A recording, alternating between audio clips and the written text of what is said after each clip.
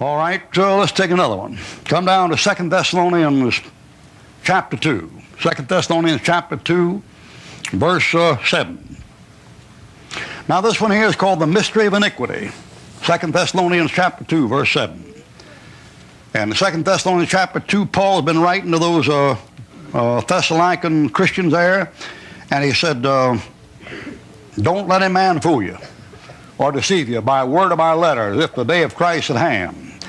For that day shall not come, except there come a falling away first, and that man of sin be revealed, the son of perdition, who opposes God and exalts himself above all that is called God, so that he that as God sits in the temple of God, showing himself that he is God.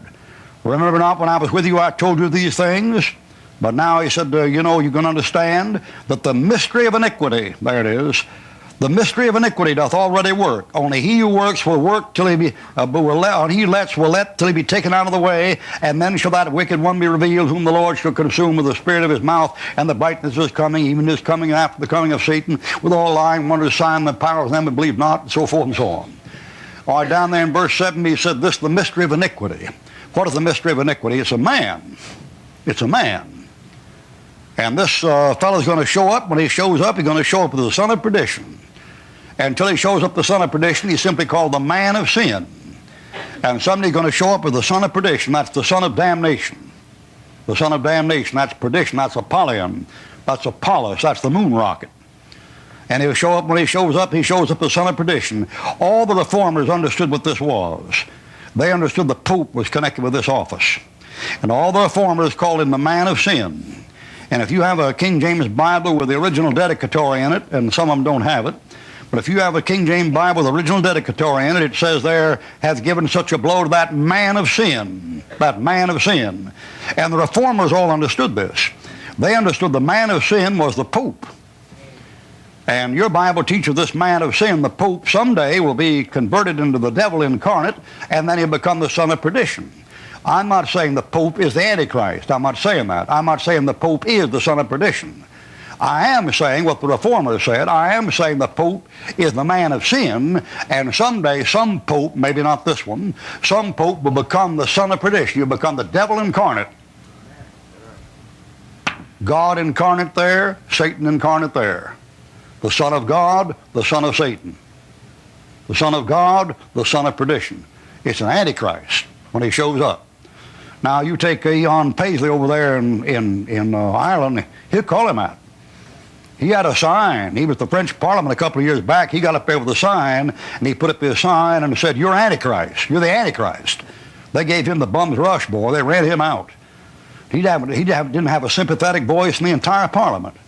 There's a unanimity of opinion in protecting this fella. This fella is, he's one of the news media gods, and he's sacrosanct. He's perfectly sinless. You don't dare touch him. And when you do, then you bring down the wrath of everybody on you. When the Pope was called the Antichrist in the French Parliament there with Eon Paisley pull off that thing, nobody took Paisley's position. Everybody said Paisley was wrong. Why? Suppose he was. You ever think about that? Is there a chance that he was? It's a strange thing. This fellow has divine protection. Now you folks with Catholic parents up north, you folks with Catholic relatives up north, you know the aura of sainthood that surrounds the Pope. And boy, you talk to your sainted mother or grandmother or aunt or uncle or nephew up there, boy, you kick that Pope in the tail end and you watch what happens. You'll find out pretty quickly they got him equated with Jesus Christ. They may not say that, but their response shows that. Now this gentleman's going to show up. He hasn't showed up yet. But when he shows up, thank God we'll be gone. Now someday this one is going to show up. I don't have time to preach you a message on this tonight, but that's another message in itself, the mark of the beast. That gets into something else. But this fellow has a mark, and has a letter, and has a number, and has a sign. And his number is 666. And his letter is X. And his sign is a kiss. And he has a number, and he has a mark, and he has a name.